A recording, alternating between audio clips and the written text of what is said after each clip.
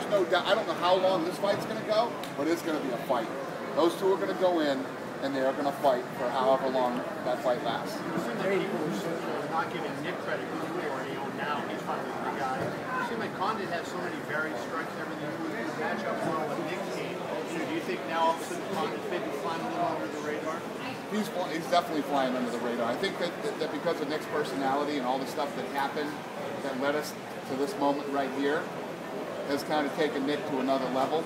And as far as the fans go, and this is the way this stuff works. You know, Nick gets to here, nobody's talking about him, he wins, he comes up to here, and then people will talk about him, GSP. But if Diaz wins, holy shit. I mean, the Diaz GSP thing. Where would you put that fight? I don't know. Stockton. Dana,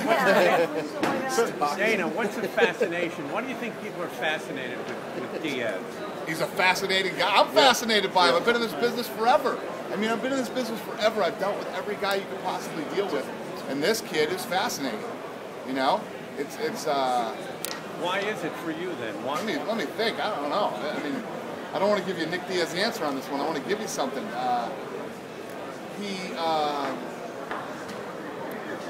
You ask him questions, he knows the answer, but fuck you. I'm not going to tell you the answer. Figure the fucking answer out yourself. You know, it's that kind of thing. You know, why do you have to love this so much to hate it? He knows the answer to that. And that's a fan going, fuck you. I'm not going to tell you the answer to that. You know what I mean? It's just like, I don't give a shit what you think, and I'm here to fight, and I don't care if you people like me or you hate me or whatever your deal is. I don't even want to talk to you. It's almost like he hates us. What the fuck do we do? You know what I mean? It's like, it's crazy. He's a fascinating human being. But it does appear to. Image. You're describing yourself in a way. What's that? You're kind of describing yourself Me? in a way. Well, I'm sitting here for 30 minutes talking to you guys. I'll talk to you guys. This kid, stuff like, he missed 3 flights on the way here. I mean, you're going to see all this stuff on the show. I mean, he missed 3 flights coming here. He missed 3 flights. And you didn't get nervous. I know. The one thing that this kid does is he shows up for fights. And I think that, you know, he's filmed this whole season, this whole episode of Primetime. He's done the whole thing. Nick Diaz has done everything we have asked him to do. You know, so if he misses a couple flights here and there, he does this and that, I can live with that stuff. You know, I'm not going to flip out and go crazy over that. He showed up here today for the press conference. You know, and I don't know if you guys noticed this, but the press conference started out pretty good. Yeah. As the press conference went longer and longer and longer, the answers got shorter and shorter and shorter. And a couple times I looked over at him and he was like rubbing his face, and he was looking around, and I was like, yeah, let's wrap this thing up. Anytime you could possibly get Nick and Dana in the same card. Yeah, I'm sure that could happen. You know, Nate Diaz is one of those kids that you know, he comes out and fights, but you know, Nate does whatever Nate's supposed to do. Not Dana. You on your war with the internet, I think kind of slowed down to a fizzle after. It's still on with me. Yeah, it's still on. Dana, the other night you tweeted a smiley face, which usually means that Fedor lost. What was that about? No, I do the smiley face whenever things go that, you know, that was the FTC thing. Okay.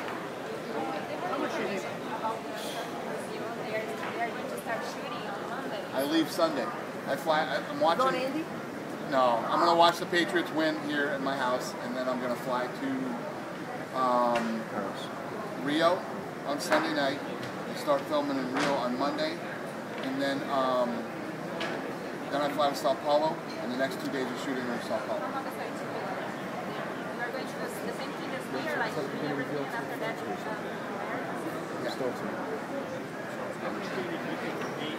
It's kind of a crutch for him. Helps us get through some of the stuff because they seem to not take it personally. I think they both do. I think they both help each other out a lot. Again, all I know is what I've talked to Nate about, you know, because I have a pretty good relationship with him, and then what I've seen in Primetime. You know, believe me, I know as much or less than you guys do.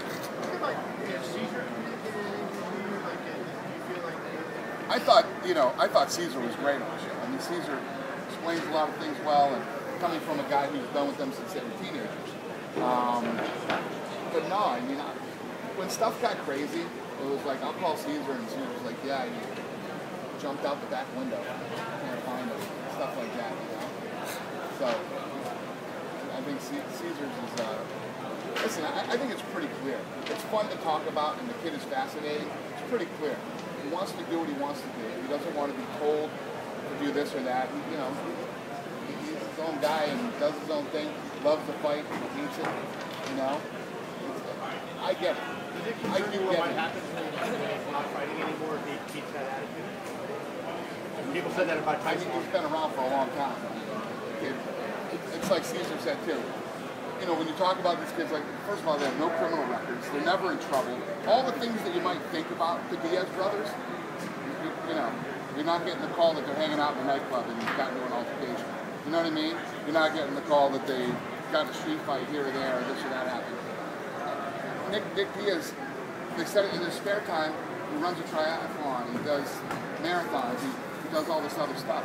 He doesn't like doing this shit. He doesn't like to do this, but he likes to fight. Huh? Yeah. Nobody loves doing all the stuff that we have to do. It's the thing about the media and doing all the media that you do, it's repetitive. You're saying the same things over and over and over again. You're talking about the same things. And that's what starts to drive these guys crazy. And one of the hardest parts about this whole thing is talking to these guys and going, this is what we do. We have to talk to them. You know? When all the people say, oh, Data's the freaking camera hog, he always wants to be in front of the... I'm taking the load that these guys don't want to do. These guys don't want to, you know? I'm the guy who goes out and talks about the fights every week and keeps on doing it. Do you think that Nick is in a darker place than what GSP referenced, where he said, GSP said in the show, you don't know the dark places I have in my mind? I mean, do you see that GSP akin to Nick at all in that respect? I don't know. Who knows? You know, GSP... I'm sure GSP does that. I mean, he's too nice. Nobody's that nice. Come on. He's like the perfect guy. He's in great physical shape, always works hard, always says the right things, always dressed perfectly. Never hear him say a bad word to anybody. And now, for the first time in his career, he has come across a guy who he hates and who he wants to fight worse than anybody he's ever fought.